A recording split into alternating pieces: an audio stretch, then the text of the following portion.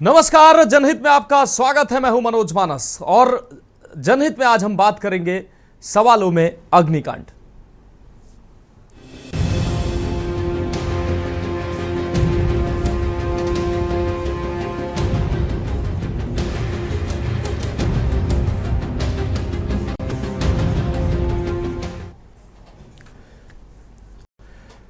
तो जनहित में आज हम बात करेंगे सवालों में अग्निकांड। लखनऊ में जो निदेशालय में, शिक्षा निदेशालय में अग्निकांड हुआ है वो सवालों के अब घेरे में है। इस पर हम बात करेंगे, लेकिन उससे पहले इस वक्त की बड़ी खबर सीतापुर से सामने आ रही है।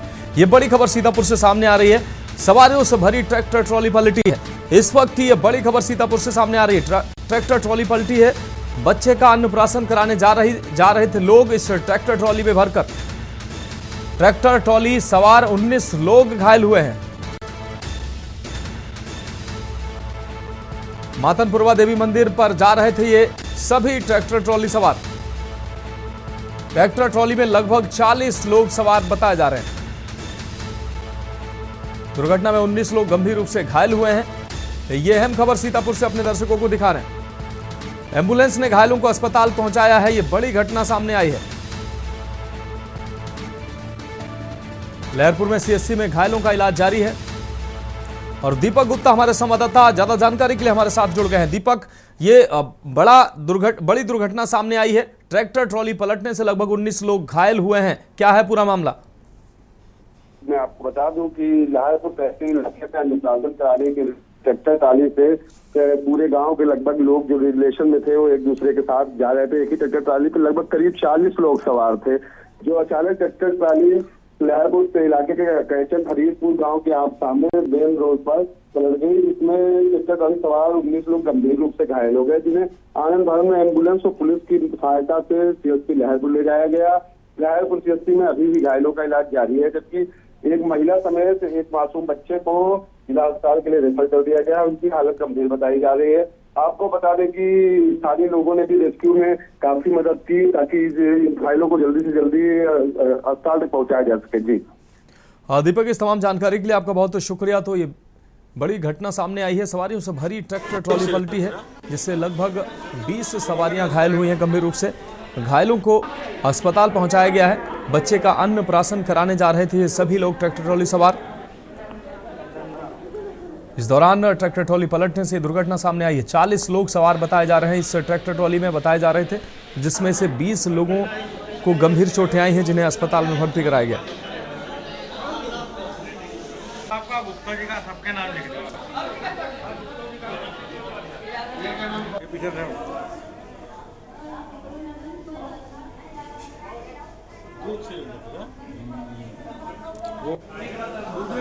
तो बच्चे का अन्नप्राशन कराने जा रहे थे ये सभी ट्रैक्टर ट्रॉली सवार। इस दौरान ये बड़ी घटना सामने आई है। सीतापुर से खबर आपको दिखा रहे हैं। सवारियों से भरी ट्रैक्टर ट्रॉली पलटी है, जिसमें 19 लोगों के घायल होने की खबर सामने आ रही है। अब पता भंजाई साहब का बताया का भवा का कितने लोग ट्रैक्टर ट्रॉली में थे? अब यू अंदाजा करो लगभग 30-35 लोग। चोट कितने लोग लगी है? 4 सबके थोड़ी बहुत लागे, सबके लगी लगभग। कोई फूट है को नहीं बोल। अब अगर फूट नहीं है तो यह चोट लागे या ये पसली चोट लागे। कहाँ से आप लोग आ रहे थे? परली से। जा कहाँ रहे थे? मातरपुरवा। क्या था वहाँ? भगवती परवा मार कटा। वहाँ क्या था? कुछ मार कटाने। अच्छा, बाल कटाने। मार। क्या नाम है आपका? कहाँ के रहने वाले हो आप? ये सब परली के रहने वाले। आप कहाँ के रहने वाले? हम बरौली रहे। तो जनहित में आज हम बात कर रहे हैं सवालों में अग्निकांड। आपको बता दें, प्रयागराज के शिक्षा निदेशालय में अग्निकांड की घटना से यूं तो सैकड़ों फाइलों को अग्निकांड ने अपनी चपेट में लिया है, लेकिन इस अग्निकांड से तमाम सवाल भी पैदा हुए हैं। आपको बता दें कि इस आग ने सैकड़ों फाइलों को अपनी चपेट में लिया है, लेकिन ग्राउंड फ्लोर के 2 कमरों में लगी आग ने केवल कागजों को नहीं जलाया, बल्कि कई गंभीर सवाल भी खड़े हुए हैं। सवाल यह है कि महज ये हादसा है या कुछ और, या साजिश है या सोची समझी साजिश है। कई सवाल उठ रहे हैं। मुख्य अग्निशमन अधिकारी आर के पांडे की माने तो फाइलों के कारण आग ने विकराल रूप ले लिया। 2 घंटे की कड़ी मशक्कत के बाद आग पर काबू पाया गया। मगर सवाल यही नहीं रुकते हैं। जिन कमरों में आग लगी वहां प्रदेश के एडेड विद्यालयों के पंजीकरण, मान्यता, अनुदान और नियुक्तियों से जुड़ी अहम फाइलें रखी थी। ऐसे में सवाल गंभीर और हो जाता है। सियासत भी इसमें आग में झुलसती नजर आ रही है। समाजवादी पार्टी के नेता अखिलेश यादव ने सोशल मीडिया पर लिखा है कि आग लगी है या लगाई गई है, हादसा है या साजिश, निष्पक्ष जांच होनी चाहिए। अब शिक्षा निदेशालय की जली फाइलें एक मूक गवाह बन चुकी हैं, लेकिन सच की तलाश अभी बाकी है। समिति का गठन हो चुका है, जांच शुरू हो चुकी है, लेकिन देखने वाली बात यही होगी कि इस राख के नीचे दबी सच्चाई आखिर कब सामने आएगी, क्योंकि कहीं ना कहीं ये आग जो है वो कई सवालों को जन्म दे रही है। और इस पर अब प्रमुख विपक्षी उत्तर प्रदेश में प्रमुख विपक्षी दल समाजवादी पार्टी के मुखिया अखिलेश यादव ने सवाल भी किया है कि ये आग लगी है या लगाई गई है। तो सवाल निश्चित रूप से कई है। ये एक्स पर अपनी पोस्ट के माध्यम से अखिलेश यादव ने लिखा, प्रयागराज में शिक्षा निदेशालय में आग लगी है या लगाई गई, ये तकनीकी कारणों से घटित हादसा है या वजह कुछ और है। शंका समाधान के लिए उच्च स्तरीय निष्पक्ष जांच होनी चाहिए। तो अखिलेश यादव ने एक्स पर पोस्ट के माध्यम से अपनी बात कही है। उन्होंने कहा कि प्रयागराज में शिक्षा निदेशालय में आग लगी है या लगाई गई है, ये तकनीकी कारणों से घटित हादसा है या कुछ और वजह है। शंका का समाधान होना चाहिए और इसके लिए एक निष्पक्ष जांच होनी चाहिए। तो निश्चित रूप से निष्पक्ष जांच तो होनी ही चाहिए, क्योंकि जिन ऑफिसों में आग लगी है, जिन कार्यालयों में आग लगी, फाइलें जली हैं, वहां पर बहुत ही महत्वपूर्ण फाइलें रखी हुई थी और इन फाइलों में आग लगना कहीं ना कहीं सवाल तो खड़े करता ही है कि आखिर इसमें कोई तकनीकी कारण थे आग लगने के या ये मानव जनित आग थी, कोई साजिश थी। इसका पर्दाफाश जरूर होना चाहिए और इसके लिए समिति का गठन हो चुका है, जांच भी शुरू हो चुकी है। अंदाजा यही लगाया जाता है कि शॉर्ट सर्किट से आग लगी होगी। अच्छा, तो कितना आपको लग रहा है, क्या नुकसान हुआ होगा, कितनी फाइलों का नुकसान हो गया होगा करीब? नुकसान तो हमको लगता है कि हजारों फाइलों का हो गया है। हाँ। और 2 अनुभाग पूर्णतया नुकसान हो गया है पूरा। हाँ। सामान्य एक प्रथम, सामान्य एक द्वितीय। अच्छा। बाकी आग केंद्रीय रसीद अनुभाग में भी लगी है। हाँ। और उच्च शिक्षा का लेखा अनुभाग में भी लगा है। हाँ। लेकिन उन दोनों अनुभागों में कम नुकसान हुआ है और सामान्य एक प्रथम और सामान्य एक द्वितीय का नुकसान ज्यादा। तो इस गंभीर विषय पर चर्चा करने के लिए हमारे साथ तमाम मेहमान भी जुड़ चुके हैं। हमारे साथ मधुर दरबारी हमारे संवाददाता प्रयागराज से जुड़ चुके हैं, अविरल मलिक जी भारतीय जनता पार्टी से हमारे साथ जुड़ चुके हैं, रविंद्र प्रताप सिंह जी सपा प्रवक्ता हमारे साथ जुड़ चुके हैं, मेहंदी हसन कांग्रेस नेता हमारे साथ जुड़ चुके हैं, साथ ही वरिष्ठ पत्रकार नावेद सिकोह सर हमारे साथ जुड़ चुके हैं। आप सभी मेहमानों का चर्चा में स्वागत करते हुए सबसे पहले मधुर, हम आपके पास आएंगे। मधुर, प्रयागराज के शिक्षा निदेशालय में जो ये आग की घटना सामने आई है, इस अग्निकांड के बाद कई सवाल खड़े हो रहे हैं। सवाल ये हैं कि आखिर ये आग सोची समझी साजिश है या कोई तकनीकी कारणों से लगी है, और इस पर सपा सुप्रीमो अखिलेश यादव ने लिखा भी है कि ये आग लगी है या लगाई गई है। फिलहाल अब तक आग के कारणों के पीछे के कारण क्या नजर आ रहे हैं मधुर?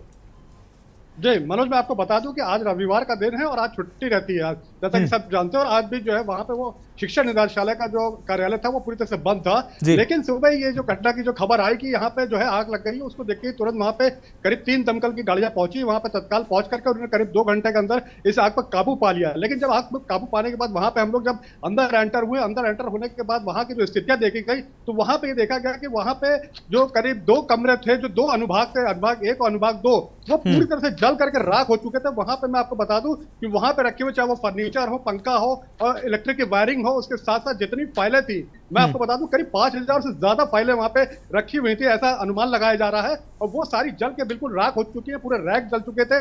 और जहां पे जमीन पे अगर देखा जाए तो पूरा पानी पड़ा हुआ था, क्योंकि जब दमकल की गाड़ियों ने जब वहां पे बुझाया तो पूरी तरह से पानी था, पूरा अस्त व्यस्त, पूरा वो क्षेत्र जो है, पूरा एक वो परिसर जो है पूरी तरीके से अस्त व्यस्त हो चुका था। उसके साथ साथ करीब 2 बगल वाले अनुभाग थे, उसमें एक रसीद अनुभाग था और एक लेखा अनुदान का अनुभाग था। वो भी काफी हद तक जो है कुछ डैमेज हुआ है, लेकिन वो उतना ज्यादा डैमेज नहीं हुआ है। और पूरी तरीके से इलेक्ट्रिसिटी, जैसा कि ऐसा तो मैंने कई लोगों से वहां पर कर्मचारियों से बात करने की कोशिश की, लेकिन उन्होंने पूरी तरीके से इसको नकार दिया और वो पूरी तरह से बचते हुए नजर आए। उन्होंने कहा कि इसके बारे में हमें कोई जानकारी नहीं है। जब हमको फोन आया तो हम अभी यहाँ पे आ रहे हैं, तो उस तरीके से करके हर कर्मचारी, मैंने कई कर्मचारियों से बात की तो वो बचते हुए नजर रहा। अधिकारी वहां पे पहले थे, लेकिन उस समय जो अधिकारी थे वहां पे मौजूद नहीं थे, वो अपना जो है आकर के वहां पे इंस्पेक्शन करके चले गए थे। मैं आपको बता दूं कि शिक्षा निदेशालय में जो एडेड विद्यालय होते हैं उसमें उनकी मान्यता की फाइलें वहां पे मौजूद थी, उसके पंजीकरण की फाइलें वहां पे मौजूद थी, उसके क्या कहते हैं अनुदान की फाइलें उस पर वहां पे मौजूद थी, नियुक्ति की फाइलें वहां मौजूद थी। एक तरीके से समझ लीजिए कि बहुत ही महत्वपूर्ण फाइलें वहां पे सारी जो ये 2 भाग हैं, जो अनुभाग है, वहां पे मौजूद थी। और इस तरीके से आग लगना, और मैंने कई लोगों से जानकारी कोशिश की कि क्या ये किस तरीके से आग लगी है, ये क्या कह सकते हैं। तो कुछ लोगों ने, किसी ने कुछ भी कहने से एकदम इनकार कर दिया, बोले हम इसके बारे में कुछ नहीं बता सकते। उस समय क्योंकि पूरा ऑफिस बंद था, तो ये बड़ी एक विडंबना है कि उस दिन आज छुट्टी का दिन था और पूरी तरह से ऑफिस जो है, कार्यालय पूरी तरह से बंद था। उसके बाद भी इस तरीके से ये आग लगी। लेकिन फिर मुझे एक जो है वहां पे कर्मचारी संघ के अध्यक्ष मिले, उनसे मैंने बातचीत की, तो उनका कहना था कि ये जो आग लगी है ये कहीं ना कहीं ऐसा लग रहा है कि वो शॉर्ट सर्किट की वजह से लग रहा है कि वो लगी है, लेकिन वो भी कहीं श्योर नहीं थे। तो कई मैंने अधिकारियों से वहां मिलने की कोशिश की, कोई अधिकारी वहां पर उपलब्ध नहीं हुआ। और इस तरीके से कोई भी, मैं बता दूं कि वहां पे शिक्षा निदेशालय के जितने भी लोग थे, जिन भी कर्मचारी थे, उनसे मिलने की कोशिश की गई, तो वो कहीं मुलाकात नहीं हो पाई। तो एक तरीके से कहीं ना कहीं देखा जाए तो ये पूरी जो आग की घटना, जो ये एक तरह की दुर्घटना हुई है, ये कहीं ना कहीं संशय के गहरे में जरूर आता है। और इसको जो है यहाँ पे एक तरीके से ये भी कह सकते हैं कि साजिश के तहत हो सकता है इसको लगाया गया हो। और लेकिन अभी ये जांच का विषय है और उसको समिति गठित कर दी गई है और उसमें जांच बराबर चल रही है। लेकिन जहां तक मैं आपको बता दूं कि कहीं भी जो है इसमें आप ये नहीं कह सकते पूरी तरीके से कि ये आग जो है ये किसी टेक्निकल फॉल्ट की वजह से लगी है, लेकिन दोनों ही चीज हो सकती है। टेक्निकल फॉल्ट भी हो सकता है और हो सकता है किसी साजिश के तहत भी हो सकता है। क्योंकि जहां तक मैंने मनोज बताया कि वहां पर जब मैं मौजूद था तो किसी ने भी ये बताने को कोई तैयार नहीं था कि किस तरीके से आग लगी है। और आग जो है दमकल की गाड़ियां आकर उन्होंने बराबर वहां पर उसको बुझाया गया। जैसे कि ठीक है मधुर, ठीक है मधुर, आप हमारे साथ बने रहिए। मधुर, आप हमारे साथ बने रहिए, आगे भी हम आपसे अपडेट लेंगे। फिलहाल अपने गेस्टों के पास आते हैं, मेहमानों के पास आते हैं। अविरल मलिक जी आपके पास आते हैं। अविरल मलिक जी, प्रयागराज के शिक्षा निदेशालय में जो ये आग लगी है, आग भले ही बुझ गई है, लेकिन ये आग कई सुलगते सवालों को छोड़ गई है। क्या लगता है आपको, ये आग हादसा है या साजिश, जैसा कि अखिलेश यादव जी ने कहा है? जी नहीं, देखिए जहां तक विषय आदरणीय अखिलेश यादव जी का, तो अखिलेश यादव जी से मेरा निवेदन रहेगा के न्यूज टीवी चैनल के माध्यम से कि किसी प्रकार से राजनीतिक बयानबाजी ना करें और राजनीति करने का प्रयास इस मुद्दे पे ना करें। और जहां तक विषय है निष्पक्ष जांच होने का, हर विषय पे जांच होती है, ये काम बात है हमारे राज्य में। इनके शासनकाल में क्या होता था, अपने शासनकाल को इन्हें देख लेना चाहिए। इनके शासनकाल में कोई ट्रांसपेरेंसी नाम की चीज नहीं थी। और मैं सोचता हूँ ये जो आग लगी है ये किसी प्रकार से राजनीति करने का मुद्दा है ही नहीं, लेकिन अखिलेश जी को हर मुद्दे में राजनीति ढूंढनी होती है, उसके आधार पर वो बयानबाजी करते हैं, तो करते रहे, उससे किसी प्रकार से समाज में कोई फर्क नहीं पड़ रहा है। उत्तर प्रदेश में माननीय मुख्यमंत्री योगी आदित्यनाथ जी के नेतृत्व वाली सरकार है और पूर्ण रूप से ट्रांसपेरेंसी उत्तर प्रदेश में मौजूद है। किसी प्रकार से कोई भ्रष्टाचार नहीं होता है और जहां ट्रांसपेरेंसी नहीं है वहां भी ट्रांसपेरेंसी लाने का काम उत्तर प्रदेश की सरकार करती है। और निश्चित, ये बिल्कुल निश्चित है कि विभागीय जांच हर विषय की होती है और हर विषय को गंभीरता पूर्वक उत्तर प्रदेश की सरकार लेती है। इस मुद्दे को भी निश्चित रूप से लिया जाएगा। और जहां तक विषय है ये हादसा या साजिश, तो जहां तक मेरी राय है किसी प्रकार से साजिश नजर नहीं आती है। अगर किसी प्रकार से कोई साजिश है तो जांच के आधार पर स्पष्ट हो जाएगी। ठीक है, ठीक है। अब आप जुड़े रहिए हमारे साथ। रविंद्र प्रताप जी सपा प्रवक्ता हमारे साथ जुड़े हुए हैं। रविंद्र जी, क्या लगता है, जलती हुई आग पर तो पानी डाल दिया गया, वो तो बुझ गई, लेकिन जो सवाल सुलग रहे हैं उन पर, उनको कैसे नकारा जा सकता है? और जो आग लगी है कहीं ना कहीं अब इस पर सवाल खड़े हो रहे हैं और आपके नेता ने प्रमुख रूप से इसमें सवाल जिस तरीके से करना शुरू किया है उसके बाद से राजनीति गर्मा गई है। क्या कहेंगे आप? साजिश लगती है आपको या ये तकनीकी खामियों की वजह से आग लगी है या शॉर्ट सर्किट, जो भी और भी कारण हो सकते हैं? क्या कहेंगे आप? मनोज जी, जब से उत्तर प्रदेश में भारतीय जनता पार्टी की सरकार आई है, आग लगने का सिलसिला जारी है। हर बार जांच समिति बैठा दी जाती है और शायद आपको भी जानकारी नहीं होगी कि उन जांच समिति की रिपोर्ट क्या आई। कुछ उदाहरण मैं बता रहा हूं जी। लखनऊ में एलडीए में आग लग गई थी ऑफिस में। घोटालों की बहुत सारी फाइलें थी, सीडीज थे, सब जल गए थे। बहुत बताया गया बहुत बड़ी जांच बैठाई जाएगी, ये अक्टूबर 2017 में लगी थी मुझे लगता है, और आज तक कुछ भी नहीं पता लगा, तो दफन हो गया। 2020 में सचिवालय के एसएसडी विभाग में आग लग गई थी, लेखा विभाग में, और आज तक किसी को नहीं पता चला कि कहां पर आग लगी, क्यों लगी, कैसा हुआ। अभी 2024 में झांसी के अस्पताल में आग लग गया, बच्चे मर गए, 15-20 बच्चे, उसकी जांच का भी नहीं पता लगा क्या हुआ। अभी लोग बंद राजनगर अस्पताल में आग लगी तो बता दिया गया बीड़ी से आग लग गई जी। तो इस प्रकार की हास्यास्पद बात करते हैं घोटाले करने के बाद, आग लगाने के बाद में। तो यह निश्चित रूप से सरकार के संरक्षण में लगाई गई आग है, और आग का जो सिलसिला है वो लगातार जारी है। आग लगे भी क्यों ना, जब प्रमुख सचिव के पद के बराबर व्यक्ति के ऊपर जमीन के घोटाले का आरोप लगता है, यूपी इन्वेस्ट स्तर के आईएएस ऑफिसर के ऊपर घोटाले का जमीन का आरोप लगता है, टेंडर में लेने का आरोप लगता है, एसटीएफ चीफ के ऊपर जमीन घोटाले का आरोप लगता है, आईपीएस उत्तर प्रदेश का एक आईपीएस फिरौती मांगता है, मेरठ का एक आईपीएस फिरौती मांगता है। इस सरकार में कहाँ ट्रांसपेरेंसी है, कहाँ घोटालेबाजी नहीं है, कहाँ अपराध नहीं है।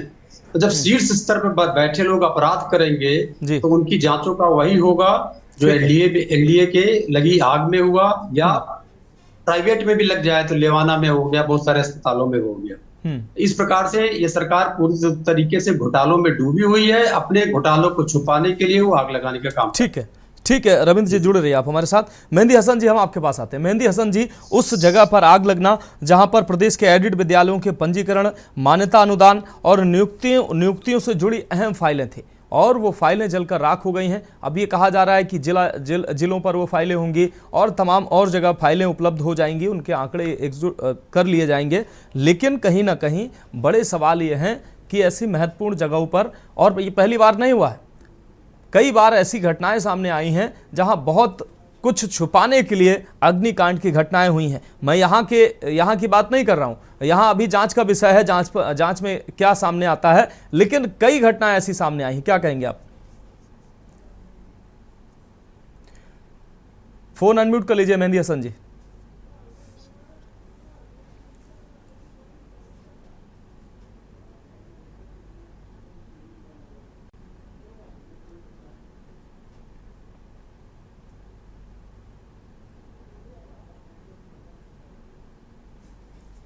मेहंदी हसन जी, फोन अनम्यूट कर लीजिए। ठीक है, हम जी भाई जी, आप अपनी बात आ रही है? बिल्कुल जी। देखिए, जब से ये सरकार बनी है भारतीय जनता पार्टी की, आदरणीय नरेंद्र मोदी जी की, हमारे जो योगी आदित्यनाथ जी की है, तो इन्हीं ने सिर्फ और सिर्फ जनता को बेवकूफ बनाने का काम किया। इससे पहले जो हमारे प्रवक्ताओं ने कहा कि सही बात है, कितना जाने कितने इस तरह के हादसा मतलब केसेस हैं जिसमें अपनी नाकामियों को छुपाने का काम किया, आग लगाने का काम किया है। जब ये लगता है कि उनके घोटाले पब्लिक के और जनता के बीच में आ जाएंगे, तब ये इस तरह के षड्यंत्र को अंजाम देते हैं और अपनी जो नाकामियां उसको छुपाने का कार्य करते हैं। लेकिन जब से इन्हें वादे थे, कोई वादा पूरा नहीं किया। कभी नौजवानों की नौकरी के बाद ही उसको खत्म कर, मतलब उसको नहीं देने का काम किया। जो और भी रोजगार खत्म कर दिया। सिर्फ इनके पास एक काम है, बुलडोजर चलाना। अगर कोई भी आपको इनके खिलाफ बोलता है तो बुलडोजर चला देते हैं। इस घटना में क्या आपको साजिश नजर आ रही है, ये या एक संयोग से ये घटना घटित लग रही है, जैसी कि आम घटनाएं हो जाती है? इस घटना में आपको क्या नजर आता है जो शिक्षा निदेशालय में ये आग लगी है? देखिए, ये विशेष विशेष रूप से जो 2-3 कमरों में लगी है, 13, 12, 13, 14 जो कमरों में लगी आग, तो वहां पे बाकी महत्वपूर्ण फाइलें थी जिनमें बहुत से ऐसे जो एडेड जिन संस्थाओं को, जिन स्कूलों को, जिन और भी संस्थाओं को जो एड वहां से दिया जाता था, पैसा दिया जाता, तो वो कहीं खुलासा ना हो जाए, क्योंकि कई लोगों ने इसके ऊपर विरोध भी जताया था। तो उस विरोध को दबाने के लिए हमारे बीच में शिको भाई भी, हमारे बड़े भाई बैठे, बहुत तेज तर्रार प्रवक्ता है, पत्रकार हमारे बड़े भाई भी हैं, जानते भली भांति जानते हैं, इससे रूबरू भी रहते हैं, और मुस्कुराहट हमेशा उनके चेहरे पर रहती है। हमारे शिको भाई के बड़े भाई हैं, और वो जानते हैं कि किन चीजों को किस तरह दबाया जाता है, किस तरह से इसको पब्लिक से दूर किया जाता है, ये बहुत अच्छी तरह से भली भांति जानते हैं। क्योंकि विशेष करके 3 कमरों में ही क्यों लगी आग, बाकी जहां पे जिन फाइलों का बहुत महत्वपूर्ण नहीं था, जो बहुत इंपॉर्टेंट नहीं थी, वहां क्यों नहीं लगी?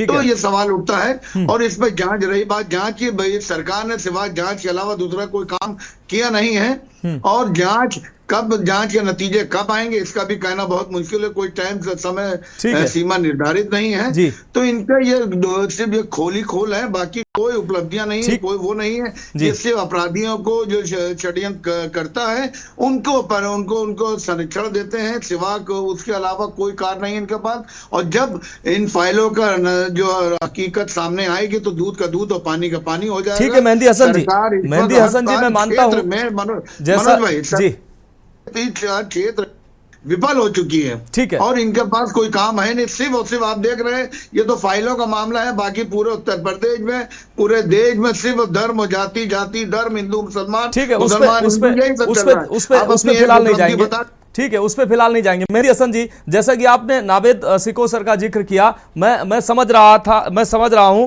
कि आप उन सवालों के जवाब नावेद सर के मुंह से सुनना चाह रहे हैं, और मैं भी इंतजार कर रहा था कि आप पॉलिटिकल व्यक्तियों से आगे बढ़ूं तो मैं नावेद सर के पास जाऊं। नावेद सर, आपके पास आ रहा हूं। जिस तरीके से पक्ष और विपक्ष को आपने सुना, आरोप लगाने वाले और बचाव करने वाले, लेकिन जो आपने वर्षों से तमाम ऐसी घटनाएं सर देखी हैं, शिक्षा निदेशालय में ये अग्निकांड की घटना कैसे आप देखते हैं, जहां पर इतनी महत्वपूर्ण फाइलें थी? ये आग जो है राख अब हो गई है, लेकिन सवाल जो है सर सुलग रहे हैं। बिंदुओं में मैं आपके सवालों का जवाब देना चाहूंगा, और मैं आपके सवालों का जवाब 3 बिंदुओं में देख रहा हूं जी। पहला तो ये कि जो विपक्ष आरोप लगा रहा है कि इसके पीछे किसी बड़े घोटाले को मिटा देने की मंशा हो सकती है, एक बड़ी साजिश हो सकती है जिसमें किसी भी घोटाले को बिल्कुल राख कर दिया जाए ताकि किसी घोटाले का कोई सबूत ना रहे और कोई बड़ा स्कैम हुआ होगा, जैसा कि विपक्ष ये सवाल उठा रहा है। विपक्ष का काम है सवाल उठाना। अखिलेश यादव जी सबसे बड़े विपक्षी दल के नेता हैं, वो सवाल उठा रहे हैं, उन्होंने ट्वीट किया है और मुझे लगता है कि उसकी शायद जांच भी हो। लेकिन अगर ये बात सच है, मैं नहीं जानता कि ये आरोप सही है या गलत है, बिल्कुल, लेकिन मैं ये जानता हूं कि जब कोई विपक्षी नेता बड़े दमदार तरीके से कोई सवाल उठाता है तो सरकार पे दबाव बनता है और उसकी जांच होती है। लेकिन मैं ये जानता हूं कि जांच अगर होगी भी तो इसका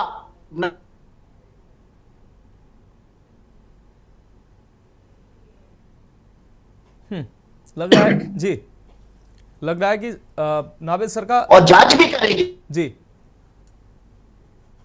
नेटवर्क कुछ दिक्कत कर रहा है नावेद सर का। घोटाला किया था तो लेकिन अगर घोटाला हुआ है तो वो कभी भी राज सामने नहीं आ पाएगा, पहली चीज तो ये। दूसरे नजरिए से, एक आम नजरिए से और देखिए तो एक आम बात है, आगे लगती रहती है। फरवरी, मार्च, अप्रैल ये ऐसे महीने हैं जब हवाएं तेज चलती हैं, कहीं कहीं शॉर्ट सर्किट होता है और हवा के साथ में आग फैल जाती है। और हम लोग अगर रिकॉर्ड देखें तो इन महीनों में, मार्च अप्रैल के महीनों में अग्निकांड होते रहते हैं, एक सामान्य बात है।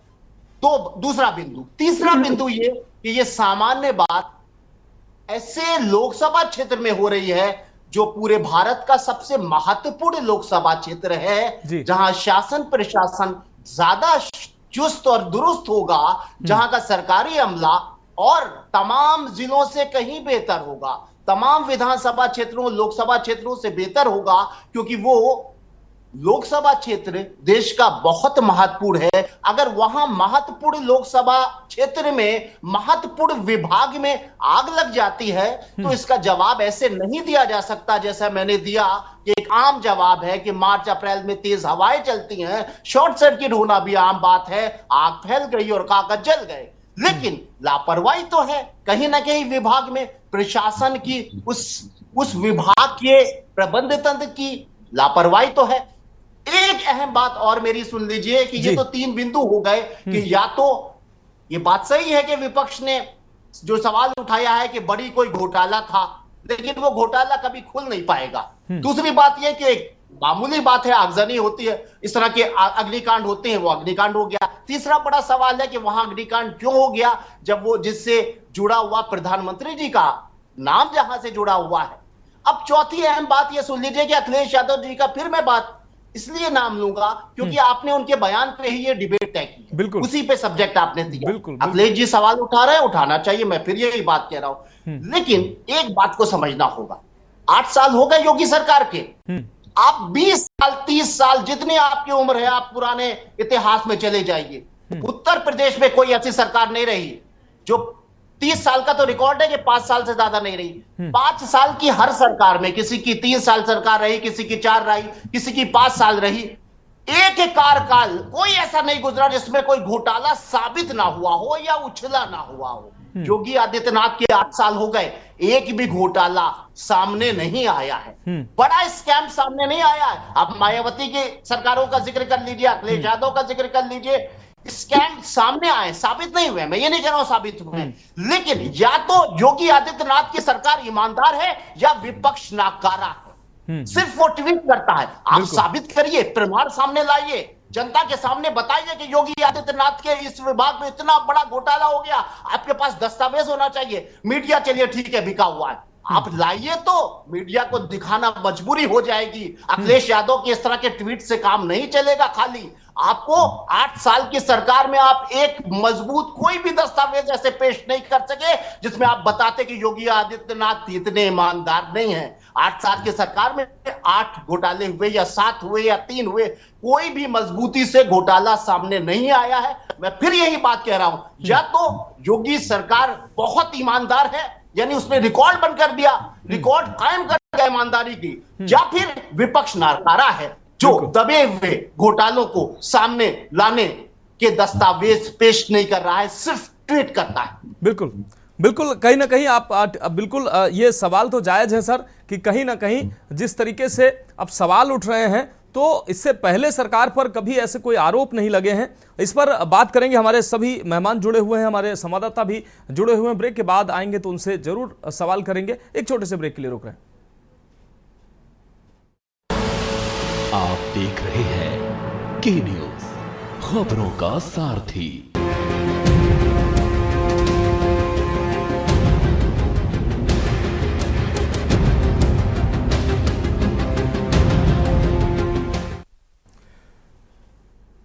तो ब्रेक के बाद हमारी खास पेशकश में एक बार फिर से आपका स्वागत है। और जनहित पे आज हम बात कर रहे हैं सवालों के घेरे में अग्निकांड। और सीधे चर्चा में आगे बढ़ते हैं। हमारे साथ हमारे संवाददाता मधुर दरबारी लगातार जुड़े हुए। मधुर, एक बार फिर से हम आपके पास आते हैं। मधुर, जिस प्रकार से ये पूरी अग्निकांड की घटना सामने आई, लेकिन किसी ने कुछ बोलने से इनकार कर दिया।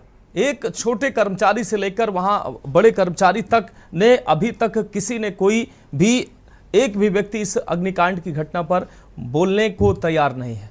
इसको लेकर क्या कहेंगे? आपने लगातार सबसे जानकारी जुटाने का प्रयास किया, अधिकारियों से भी जानकारी जुटाने का प्रयास किया, लेकिन एक भी व्यक्ति इस पर कुछ बोलने को तैयार नहीं है, क्योंकि ये महत्वपूर्ण जगह थी, महत्वपूर्ण फाइलें यहाँ होती थी, तो यहाँ पर तमाम व्यापक इंतजाम भी किए गए होंगे अग्निकांड के भी कि किसी तरीके की इस तरह घटना हो तो कैसे बचाव किया जाएगा। और जो खास दिन रविवार का दिन जो है, वो जो दिन रविवार का, उस दिन ये घटना होना, कैसे इसको देखते हैं?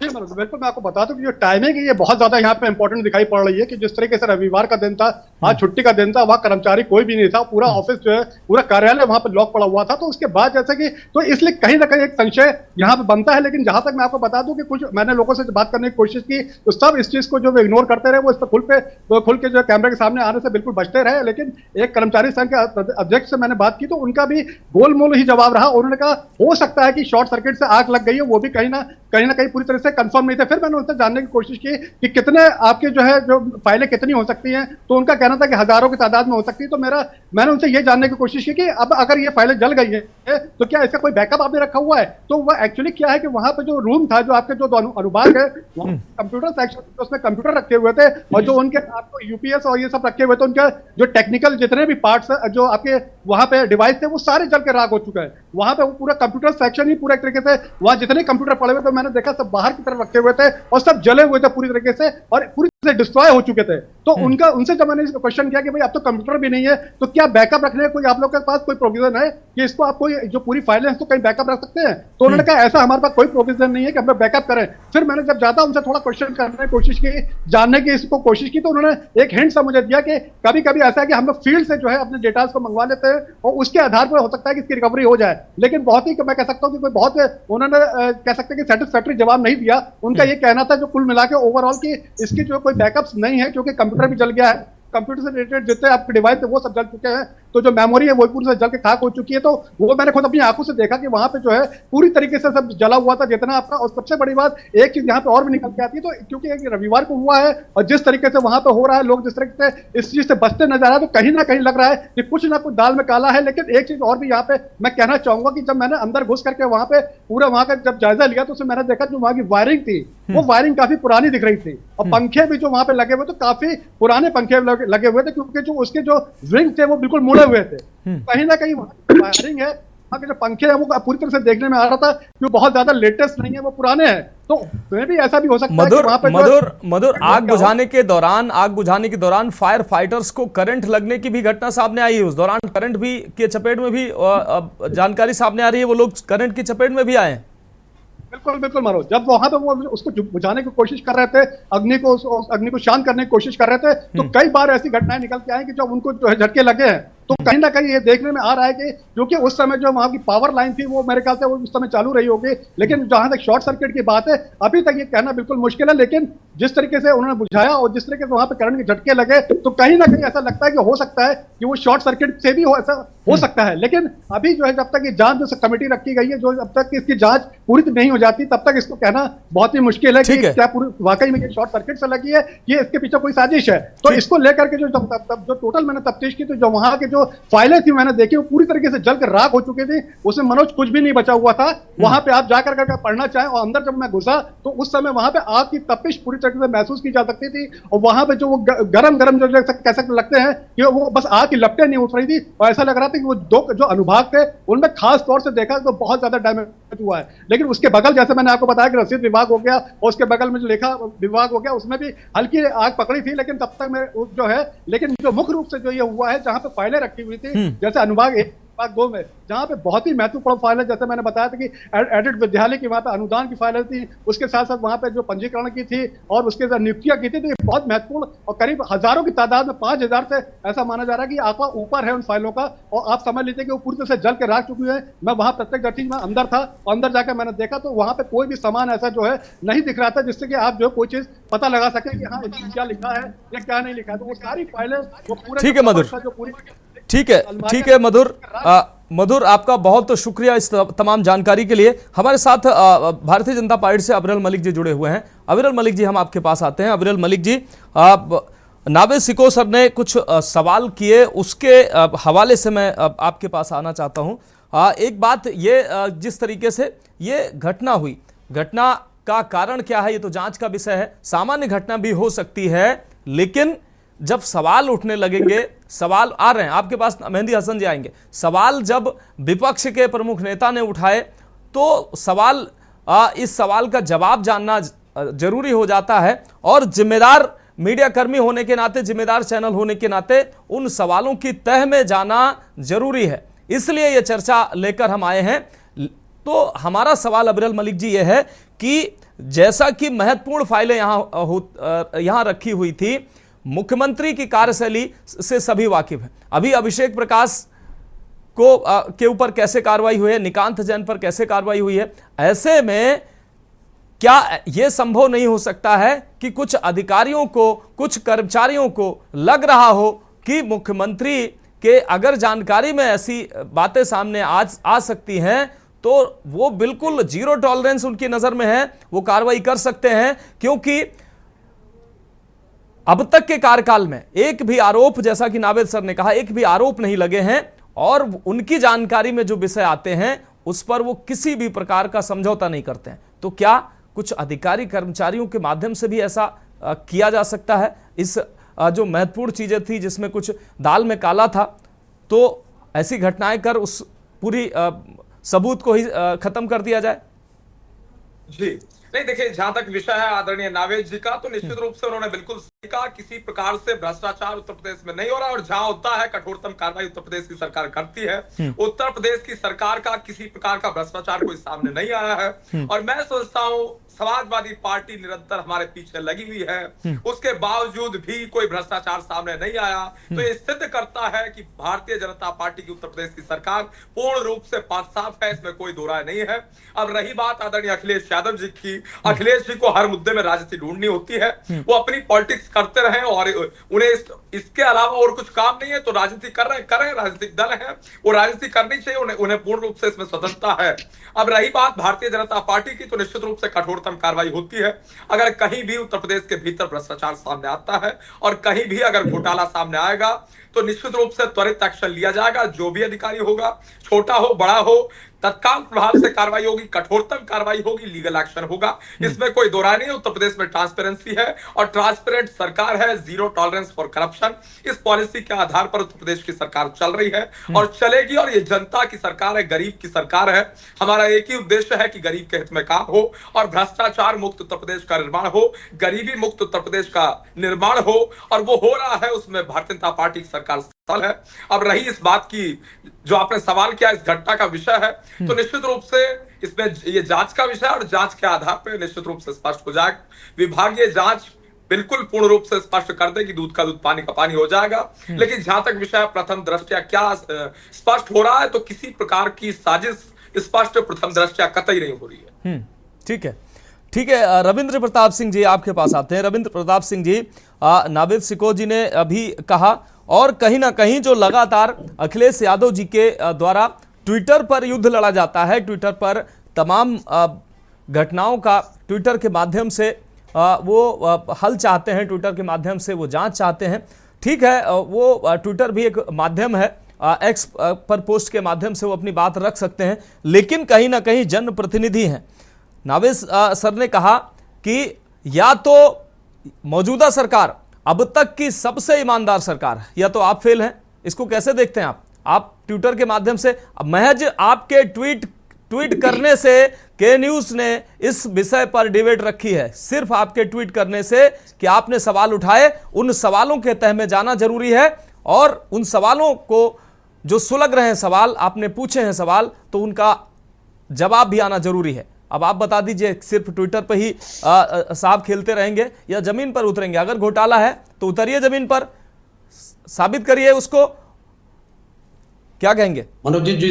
जिन घोटालों के बारे में हम लोगों ने लड़ाइयां लड़ी हैं, उनकी कुछ लिस्ट प्रस्तुत कर रहा हूं, फिर इनकी जीरो टॉलरेंस, ट्रांसपेरेंसी और हमारे ना लड़ने की बात ठीक निश्चित रूप से निष्क्रिय हो जाती है। DHFL में घोटाला हुआ बहुत बड़ा, उत्तर प्रदेश के विद्युत विभाग के कर्मचारियों का पैसा जमा हुआ PF का, आज तक उसका क्या हुआ पता नहीं। हम लोगों ने बहुत लंबा धरना प्रदर्शन किया, एक PIL भी दाखिल थी, खारिज कर दी। होमगार्ड घोटाला हुआ, कुछ पता नहीं चला। LDA जिसके बारे में हमने आपको अभी बताया था, इसमें जबरदस्त घोटाला हुआ था, पूरा LDA को घेर के रखा था हम लोगों ने, आज तक कुछ भी नहीं। उसके बाद मिड डे मील में घोटाला हुआ, एक पत्रकार को ही मरवा दिया गया उसमें जी। फिर शादी डाला हुआ, पत्नी की शादी हो गई, बहन भाई की शादी हो गई। हर जिले में जहां जहां ये घोटाले हुए, हम लोगों ने धरना प्रदर्शन किया, ज्ञापन दिया, कुछ भी दिखाई तो नहीं पड़ता। फिर पंचायत में एक ग्रांट आया था सेंट्रल गवर्नमेंट से, परफॉर्मेंस ग्रांट घोटाला, उसमें बताते लगभग 1,500 करोड़ रुपए घोटाला हुआ क्या उसमें भी जांच हो गई। कैग ने बताया कि पिछले जो कुंभ हुआ था प्रयागराज जी में, वहां पर घोटाला हुआ। कैग के द्वारा निकाले जाने पर उत्तर प्रदेश सरकार ने क्या कर दिया। फिर एक जननी सुरक्षा योजना यहाँ पर, उसमें भयंकर घोटाला हुआ। ऐसा हुआ एक एक महिला के 6-6 महीने के अंदर में 10-10 बार प्रसव हुए। तो कहता चिट्ठी हमारे राष्ट्रीय अध्यक्ष द्वारा मुख्यमंत्री जी को लिखा गया।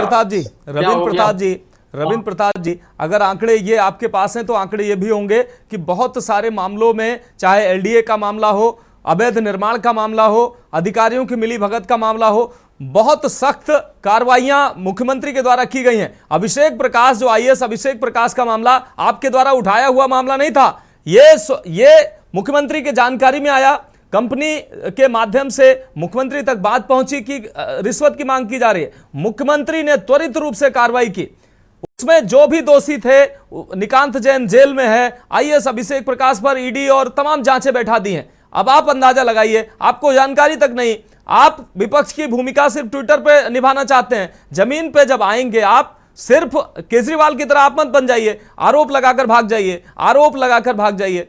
सिर्फ आप जमीन पर उतरिए, आप उसके लिए लड़िए, क्योंकि जनप्रतिनिधि आप भी हैं, आपकी भी जिम्मेदारी है कि सरकार की एक एक काम की निगरानी करना। मीडिया की भी जिम्मेदारी है, आपकी भी जिम्मेदारी है। कहां नहीं निभा रहे हैं वो जिम्मेदारी आप? सिर्फ ट्विटर पे ट्वीट कर देना, ये जिम्मेदारी है क्या? और उनको प्रसारित करवाया है उत्तर प्रदेश सरकार, नकारा रही है, इसको आपने बीच में रोक दिया था। इस लिस्ट को थोड़ा सा और बढ़ा दें हम। अभी लखीमपुर में 3 करोड़ की पानी की टंकी फूट के गई, और इनके जो सूचना विभाग के मुख्य सचिव साहब थे, भयंकर घोटाले में कई अरब रुपए हर महीने निकाल लिए जाते थे। और अभी इनके जो मीडिया कोऑर्डिनेटर हैं मृत्युंजय सिंह, उनके ऊपर एक भगोड़ की कंपनी से पैसा लेने का आरोप लगा हुआ है। ये घोटाले हम लोग ने किए हैं, ट्विटर से नहीं किए हुए हैं। ठीक है, इसके लिए मेहनत करनी पड़ती है, मेहनत करने के बाद कार्रवाई करनी पड़ती है, क्योंकि घोटालेबाजों की सरकार है, जिसका आपने उदाहरण दिया अभिषेक प्रकाश का। तो अभिषेक प्रकाश पे आज से घोटालों का तो आरोप नहीं है, उनकी श्रीमती जी जो खुद भी आईएएस है, वो घोटाले का आरोप लगाती थी। लेकिन इस घोटाले के आरोप लगाने के बाद भी उनको सीईओ बनाया गया निवेश समिति का। और कार्रवाई तब हुई जब अमित शाह जी के यहाँ से दबाव पड़ा, अमित शाह जी के घर से संबंधित या उनके संबंधित कंपनी थी, नहीं तो वो भी कांड नहीं होता। तो ये मत कहिए पूरी तरीके से घोटाले में डूबी हुई सरकार है। जैसे अभी शिको साहब ने कहा, शिको साहब ने इतने ज्यादा घोटाले कभी नहीं खोले गए थे। बात यह है कि जो रविंद्र प्रताप जी, अंसल पर कार्रवाई, अंसल ग्रुप कब फूला फला ये दुनिया जानती है। अंसल पर कार्रवाई किस सरकार ने की दुनिया जानती है। अब इसी सरकार में कार्रवाई हुई ना। अंसल इतना बड़ा कारोबारी अंसल ग्रुप कैसे बना ये आप भी जानते हैं ना, किस सरकार में वो फूला फला। लेकिन इस सरकार में कार्रवाई हुई ना, मानेंगे कि कार्रवाई हुई नहीं हुई? खाली जांच का आदेश, ये आपकी जानकारी के लिए मनोज जी बता रहा हूँ, जांच का आदेश देख के बैठ गए। जो हमारे साथ में, एक और सुन लीजिएगा, जो हमारे साथ में सबसे बड़ा घोटालेबाज था, वो उनके वहां जाके राज्यसभा सांसद बन गया। ठीक है, बात यह है कि जो ठीक है, इसका जवाब ले लेंगे, इसका जवाब ले लेंगे। रविंद्र प्रताप जी हमारे साथ मेहंदी हसन जी जुड़े हुए हैं, काफी देर से अपनी बात रखना चाह रहे हैं, उनके पास जाते हैं, उसके बाद इसका जवाब लेंगे। जी मेहंदी हसन जी अपनी बात रखें। मैं बड़े भाई श्री आजाद साहब को जवाब दूंगा जो उन्होंने कहा कि विपक्ष बिल्कुल कमजोर हो चुका है, कुछ दम नहीं है। लेकिन आप देख रहे हैं किस तरह ईडी, सीबीआई सारी संस्थाओं के ऊपर इन्हें अपना शिकंजा कस दिया है, और जो भी आवाज उठाता है उसको सीबीआई, ईडी के दबाव में उसके ऊपर न जाने अनैतिक तरीके से केसेस उनके ऊपर दायर कर दिए जाते हैं, और दबाव बना के उसकी आवाज को दबाया जाता है। किसी ने कहा कि इसीलिए आप लोग बोल नहीं पा रहे, मुंसिफ न मान ली, सीबीआई ईडी के डर में आप लोग बोल नहीं पा रहे। जी, कातिल की दलील मुंसिफ न मान ली और मकतूल खुद गिरा था खंजर की नोक पर। तो इस तरह का सरकार चला रही है। अगर कोई बोलता है तो उसके ऊपर ईडी, सीबीआई और बुलडोजर चलाने का काम करते हैं, किसी का दूसरा कोई काम नहीं करने लगते हैं। लेकिन आज सरकार हर मामले में पिछड़ी हुई है, दबाव में है, कोई उपलब्धियां नहीं की है उसने। आज कोई भी एक भी उपलब्धि इस 8 सालों के अंदर कोई उपलब्धि बता दें कि अगर रोजगार के उन्होंने रास्ते बनाए हों, नौकरियों के रास्ते बनाए हों। हाँ, माफियाओं, शिक्षा माफियाओं को उन्हें संरक्षण देने का कार्य किया है, जिसका नतीजा आज आपने देखा वहां पर कुछ बड़े पैमाने पर जो कुछ माफियाओं को ऊपर भी भेजा है, कांड जो किया गया है, कुछ माफियाओं को ऊपर भी भेज दिया है आग के ऊपर, जिसमें बड़ी बड़ी फाइलें 12, 13, 14 नंबर जो कमरों में जो फाइलें रखी जला दी गई हैं। और इसके भी फाइल चाहे जितनी जांच करा दी जाए, लेकिन नतीजे सामने नहीं आएंगे। एक वक्त ये भी आएगा जब इनको भागना पड़ेगा अपने, क्योंकि ये जवाब देने लायक नहीं होंगे और सरकार, जनता इनके पीछे पीछे भाग रहे होंगे, क्योंकि जनता के जो भी इन्होंने जो उम्मीदों के ऊपर पानी फेर दिया है, जनता से जो वादे किए थे एक भी वादा पूरा नहीं किया। उसके बावजूद, उसके उपरांत भी आज आप शिक्षा माफियाओं का बहुत ज्यादा माफियागिरी चल रही है। शिक्षाओं में 10-10, 15-15% बच्चों की फीस बढ़ा दी जा रही है, किताबें महंगी की जा रही है, हर साल नया कोर्स आता, हर साल नई फीस जमा करना पड़ती है, एडमिशन फीस। भाई एक बार अगर बच्चे ने फीस जमा कर दी है तो 10-10 बार जमा कराने की ये इस बात से मैं इत्तेफाक रखता हूं मेहंदी हसन जी, इस बात से इत्तेफाक रखता हूं और इस बात से मैं 100% एग्री करता हूं आपकी इस बात से। शिक्षा माफिया जिस तरह से हावी हैं, लेकिन विषयांतर हो जाएगा, आप इस विषय पर रहिए। मैं 100% सहमत हूं कि शिक्षा माफिया हावी हैं और इस पर सरकार ने अभी तक प्रभावी रूप से कोई काम नहीं किया। मैं फिर कह रहा हूं, लेकिन विषय पे बात करेंगे सर। नहीं, ये भी विषय ये शिक्षा से ही रिलेटेड है। बस शिक्षा विभाग की जो फाइलें चली हैं, इसमें भी ये घोटाला बहुत लंबा घोटाला है, इसको दबाने का प्रयास किया गया है। और जिसमें जो भी लोग दोषी होंगे, आज नहीं कल नहीं, कभी ना कभी तो ये आएंगे सामने और इनको जो इनकी सजा है, जो भी ये जेल की सलाखों के पीछे जाएंगे, जो इनके पीछे वो भी जेल की सलाखों के पीछे जाएंगे। किसी ने कहा हमी को कातिल समझती है दुनिया, हमारा ही कत्लेआम होगा और हम ही कुएं खोदते हैं, हम ही में पानी हराम होगा। देश को बनाने के लिए हम लोगों ने, हमारे दादा परदादाओं ने, पूर्वजों ने कुर्बानी दी है। इस देश को इन हाथों में रहने नहीं दिया जाएगा। जो सेफ हैंड है, उनके हाथों में देश रहना चाहिए। आज देख रहे देश की हालत बद से बदतर हो गई है। आज हर तरफ लोगों के पास कारोबार नहीं है, पेपर वर्क ज्यादा कर दिया है। 2 जून की रोटी मुहैया करना मनोज भाई बड़ा मुश्किल हुआ जा रहा है। मैं बिल्कुल सहमत हूं, सुबह निकलता है, 300 रुपए कमाना, मैं बिल्कुल सहमत हूं। मैं इस विषय पर बात कर रहा हूं। घोटाले पे जाऊंगा तो आपकी केंद्र में सरकार थी और घोटाले की अगर मैं लिस्ट निकालूंगा तो आप ही की सरकार में वो खुलासा भी आपके सरकारों में ही हो रहा था, फिर वो लंबी लिस्ट हो जाएगी। मैं फिलहाल कह रहा हूं कि इस घटना में आपको लगता है कि संलिप्तता है किसी की? घोटाले वाली एक सरकार है, चाहे उत्तर प्रदेश में हो या देश में हो। ठीक है, अबरेल मलिक जी जवाब दे दीजिए। अबरेल मलिक जी जवाब दे दीजिए। आरोप जो लगाए हैं, रविंद्र प्रताप जी ने आरोप लगाए हैं और रविंद्र प्रताप सिंह ने आरोप लगाए हैं, मेहंदी हसन जी ने आरोप लगाए हैं। आप जवाब दे दीजिए, फिर मैं नाबे सर के पास जाता हूं। जी नहीं, देखिए, भारतीय जनता पार्टी पर आरोप लगा देना हास्यास्पद है और दुखद इस रूप में है कि भारतीय जनता पार्टी निरंतर जनता के हित में फैसले ले रही है और पूर्ण रूप से उत्तर प्रदेश से भ्रष्टाचार को समाप्त करने का कार्य भारतीय जनता पार्टी सरकार कर रही है।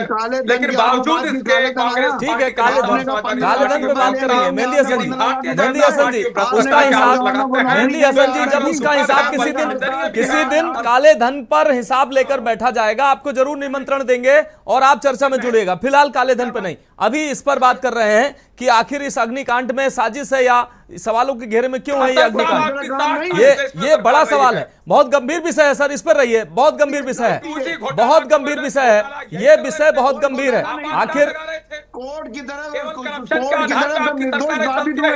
नेशनल हेराल्ड स्कैम की मैं अगर आप कोई नहीं आपको समस्या हो जाएगी। अगर मैं 4 सवाल आपसे कांग्रेस पार्टी के 7 साल के भ्रष्टाचार घोटाले पे सवाल करूंगा, आपको पीड़ा हो जाएगी। इसलिए वो जरूर आरोप कम से कम भारतीय जनता पार्टी मत लगाइए। और कम से कम रविंद्र प्रताप सिंह जी से सीखिए, समाजवादी पार्टी के राष्ट्रीय प्रवक्ता है, इंटरप्ट नहीं कर रहे हैं आप, कंटिन्यू बीच में इंटरप्ट किए जा रहे हैं। मेहंदी हसन जी भाई सुन लीजिए, भाई आपसे सवाल किया तो जवाब ले लीजिए। मेहंदी हसन जी मेहंदी हसन जी जवाब ले लीजिए। मेहंदी हसन जी की आवाज बंद कर जानती है दीजिए कि कृपया। आपके नाकामियां जो आप कोई ना कोई कांड करा के मेहंदी हसन जी का काम कर रहे हैं। ठीक है मेहंदी हसन जी जवाब ले लीजिए ना। 2016 में किया हो, 2019 में किया या 2025 में जो कांड किया गया। अरे आज भैया जनता 3 बार हमारी सरकार आई है और जनता ने हमें चुना है। केंद्र की सरकार में 3 बार जनता की वोट से चुने गए हैं। आपके तमाम विरोध के बावजूद चुने गए हैं, इसलिए उल जुलूल आरोप लगाना बंद करिए। ठीक है ठीक है ठीक है, आपको भी रोकेंगे अबरल मलिक जी और मेहंदी हसन जी आपको भी रोकेंगे। नाबे सर के पास चलते हैं। नाबे सर, जिस तरीके से ये अग्निकांड की घटना सवालों के घेरे में है, रविवार का दिन भी सर कहीं ना कहीं मायने रखता है, क्योंकि कई खासा इंतजाम भी किए गए होंगे वहां पर, अग्नि शमन यंत्र भी रखे गए होंगे अंदर और उसको बुझाने के लिए। लेकिन रविवार का दिन जो जिस दिन ये आग लगी है उस दिन रविवार था, कोई मौजूद भी नहीं था, तो ये दिन भी कहीं ना कहीं एक खास मायने रखता है। यूं भी इत्तेफाक भी हो सकता है और सवाल इस पर भी हो सकते हैं सर। नहीं, रविवार के कोई मतलब है, मैं तो इस बात को इसलिए नहीं समझता हूं क्योंकि जो इस तरह की शॉर्ट सर्किट से हादसे होते हैं वो रविवार को ही होते हैं। कारण क्या है कि छुट्टी होती है, जब वर्किंग होता है कोई विभाग तो कोई शॉर्ट सर्किट होता है तो आंखों के सामने होता है, उस पर काबू कर लिया जाता है। जब छुट्टी का दिन होता है तो धीरे धीरे आग फैल जाती है। ये कोई बड़ा मतलब नहीं, लेकिन हाँ एक बड़ी चूक है, कहीं ना कहीं वायरिंग में गड़बड़ है। सरकारी विभाग में हमेशा हर चीज की सर्विसिंग होती है, फिटनेस होती है, अगर नहीं तो इसका मतलब ये चूक है प्रशासन की, वहां के मैनेजमेंट की, यानी कुल मिला के सरकार की चूक है, इसको मानना पड़ेगा। ये कुल मिला के आपने एक अग्निकांड के ऊपर के बारे में जो कहा जा रहा है कि ये बड़े घोटालेबाजों की साजिश है, इस पर आपने आज बातचीत की और हमारे विपक्षी दलों के जो नेता बैठे हैं उन्होंने ये बात कही और ये आरोप लगाए कि यही बात नहीं है, तमाम सरकार में इस तरह के घोटाले होते रहे हैं। समाजवादी पार्टी के मित्र ने तो बहुत अच्छा जवाब दिया मुखर वक्ता की तरह, और उन्होंने गिना दिए 10 घोटाले। चलिए ठीक है, मैं मानता हूं। और उन्होंने ये भी कहा कि जो मेहंदी साहब ने जो कहा, कांग्रेस के नुमाइंदे जो हैं इस वक्त, उन्होंने कहा कि भाई घोटाले तो होते हैं लेकिन हमारी बात मुखर नहीं हो पाती है क्योंकि दबाव बना लिया जाता है। मीडिया पे भी तमाम आरोप लगते रहते हैं कि वो बात हम घोटाला लाते भी हैं तो वो पब्लिक तक नहीं जा पाता है, चिपक नहीं पाता है। जैसे कि विपक्षी दल जो आज हैं, जब उनकी सरकारें थी कांग्रेस की और समाजवादी पार्टी की, हमें याद है समाजवादी पार्टी अखिलेश यादव की सरकार थी, तो किरीट सोमैया साहब बाकायदा महाराष्ट्र में बैठ के भी उत्तर प्रदेश में तमाम विभागों पर नजर रखे थे, राइट टू इंफॉर्मेशन के तहत तमाम एक रिसर्च करते थे और उन्होंने अखिलेश सरकार के तमाम दस्तावेजों को पब्लिक के सामने पेश किया। मेरे कहने का मतलब सिर्फ ये, जो समाजवादी पार्टी के प्रवक्ता ने 10 घोटाले के नाम गिनाए और उन्होंने कहा हम जनता के बीच लाए, मैं ये कह रहा हूं चलिए एक्स हैंडल मजबूत है, चलिए हम उसके ऊपर सवाल नहीं उठाते, उसी पर आप दस्तावेज डाल के देखो। जो आपने 10 घोटाले बताए हैं, अखिलेश यादव जी बहुत बड़े नेता, उनकी फॉलोइंग बहुत बड़ी है जी। वो एक्स पे अक्सर डालते हैं, बड़े बड़े मामले डालते हैं, ये मामला भी डाला, शादी ब्याह का भी डालते हैं। आप उन घोटालों का दस्तावेज एक बार डाल दो, मैं दावे से कहता हूं अगर आपकी बात सही है, पब्लिक उस पर लपक लेगी और जब सोशल मीडिया लपक लेगी तो ये न्यूज को भी, ये न्यूज तो बहुत ईमानदार चैनल है, वो देखिए एक विपक्षी नेता के सवाल पे सवाल उठा रहा है, निष्पक्ष पत्रकारिता करता है। मैं कहता हूं जिसको आप गोदी मीडिया कहते हो उसको भी उठाना मजबूर होगा। सवाल इस बात का है, आप ये संदेश अपने नेता तक पहुंचा दीजिए, चाहे मेहंदी साहब अपने अखिलेश यादव तक पहुंचा दे या समाजवादी पार्टी के मित्र जो है ये अखिलेश यादव तक पहुंचा दें और राहुल गांधी तक, कांग्रेस के प्रतिनिधि बात पहुंचा दें कि आप सिर्फ आरोप नहीं लगाइए, अगर आपको लगता है उसके दस्तावेज भी आप उसके दस्तावेज आप सोशल साइट पे डालिए अपने हैंडल से, और दस्तावेज जब जाएंगे आप देखिए, घोटाले में दम तभी होगा, जनता उस पर तभी विश्वास करेगी जब आप उसके कागज दिखाओगे। खाली हवा में हम ये नहीं कह सकते हैं कि आप चोर हैं या आप मुझे कह दो हम चोर हैं, हमें ये दिखाना पड़ेगा। आप कागजों को पब्लिक डोमेन पे डाल दो, पब्लिक इंसाफ करेगी और पब्लिक अगर भारतीय जनता पार्टी की सरकार में घोटाले हो रहे हैं तो उसको सजा देगी, अगर नहीं हो रहे हैं तो आपकी बात नहीं मानेगी। अभी तक जो आप सवाल उठा रहे हैं वो सिर्फ एक उसको सेंटेंस में बता रहे हो, दस्तावेजों में बता के बताओ। दस्तावेजों में जिस दिन आपने साबित कर वो पब्लिक डोमेन पे डाल दिया, जिस दिन अखिलेश यादव जी ने उन घोटालों की डिटेल पत्रावलियां डाल दी, उस दिन सचमुच सरकार घिर जाएगी अगर आपके आरोप में सच्चाई है तो।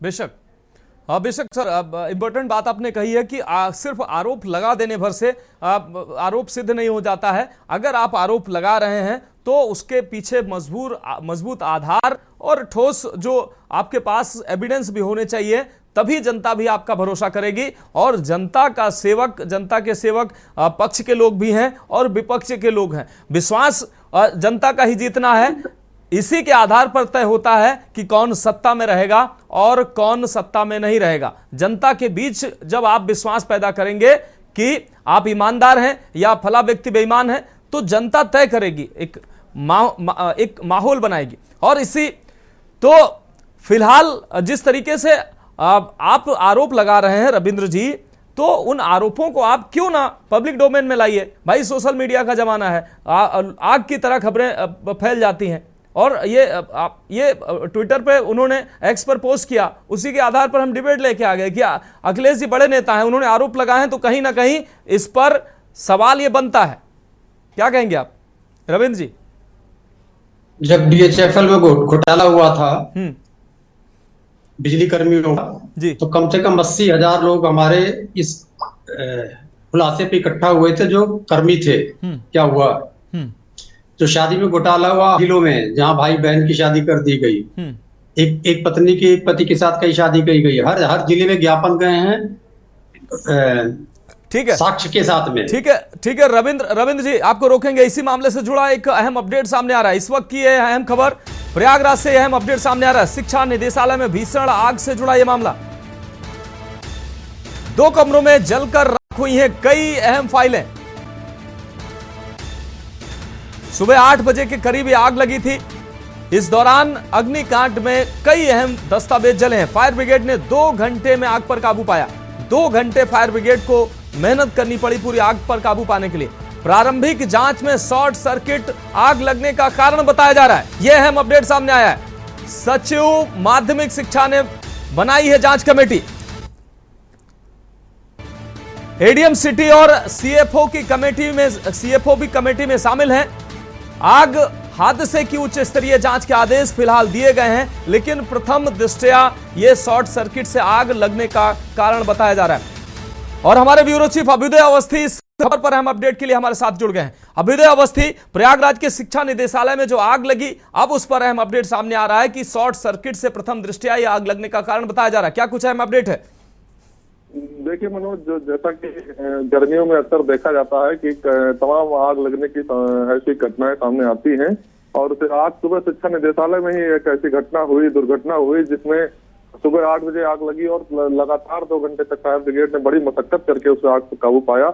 और चूंकि शिक्षा निदेशालय का मामला है, तो तमाम रिकॉर्ड ऐसे होते हैं जो सरकारी दस्तावेज होते हैं, और तमाम दस्तावेज ऐसे होते हैं जो प्रदेश के भविष्य स्टूडेंट से संबंधित होते हैं। तो बहुत ही गंभीर मामला है, और देखना होगा कि फायर ऑडिट होता है, जो फायर एक्सटिंग्विशर की व्यवस्था होती है, और किस हिसाब से इसका फायर ऑडिट किया गया था, वार्षिक जो एक सर्वेक्षण होता है, इन सब बिंदुओं पर तमाम लेकर प्रश्न चिन्ह उठ रहे हैं। और प्रथम दृष्टया तो देखा जा रहा है कि जो आग है वो शॉर्ट सर्किट से है, तो शॉर्ट सर्किट का भी ऑडिट हुआ था कि नहीं हुआ था, किस हिसाब से देखा गया, इसी पर आगे चलकर एक जांच कमेटी का गठन कर दिया गया, जो सचिव माध्यमिक शिक्षा के अध्यक्षता में है, जिसमें एडीएम सिटी और चीफ फाइनेंस अफसर को शामिल किया गया है। और अब जांच के बाद पता चलेगा कि आग के मुख्य कारण क्या थे। जी मनोज। हाँ, निश्चित रूप से अभ्युदय, तमाम जानकारी के लिए आपका बहुत शुक्रिया। तो फिलहाल एडीएम सिटी और सीएफओ इस कमेटी में शामिल हैं, और आग लगने का जो प्रथम दृष्टया कारण सामने आया है वो शॉर्ट सर्किट बताया जा रहा है। आग हादसे की उच्च स्तरीय कमेटी गठित कर दी गई, उच्च स्तरीय जांच की। शिक्षा निदेशालय में ये आग का मामला, जिसमें प्रथम दृष्टया ये सामने आ रहा है कि आग जो है वो शॉर्ट सर्किट की वजह से लगी हुई है। फिलहाल हमारे सभी मेहमानों का चर्चा में जुड़ने के लिए बहुत शुक्रिया। आगे समय इजाजत नहीं देता है, नहीं तो एक सवाल जरूर मैं करता। फिलहाल आपका बहुत शुक्रिया हमारे साथ जुड़ने के लिए, और जनहित में अभी के लिए मेरे साथ इतना ही।